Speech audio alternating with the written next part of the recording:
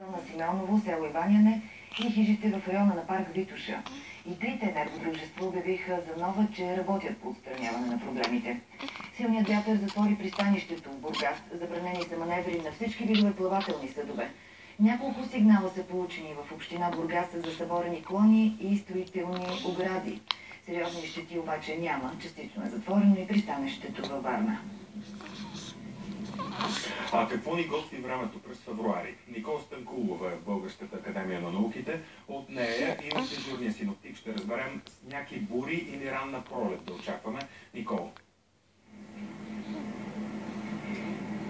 Здравейте, намираме се тук дежурния синоптик на БАН Мариана Попова и преди тя да ни направи месечна прогноза, предлагам първо да ни каже каква обстановка да очакваме с този вятър в момента.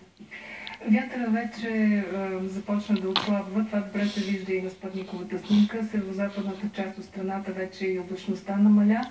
Но това е само временно, тъй като очакваме по-късно след обяд.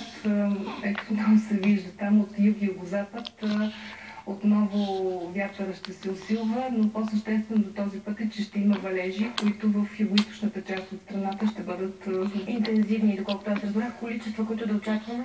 В югоизточните райони до 40-50, в Родопите възможно и до 60 литра на квадратен метър. Обявени сте жълти оранжев код. Да, точно така. Кажете ми сега набързо за месечната прогноза, какъв февруари ще ни очаква от утре? Доста динамично време през първата половина на месеца. Това е обичайно за февруари. Ще има чести валежи, но заради това пък температурите няма да бъдат много ниски. Най-ниските минимални ще бъдат между минус 5 и минус 10 градуса. Валежите в югоизточните райони ще бъдат предимно дъжд, в западна и северна България ще се редуват дъжд и сняг. През втората половина на месеца вече ще има и малко повече спокойни дни. Все още ще има и дни с превалявания, но тенденцията е да намалее.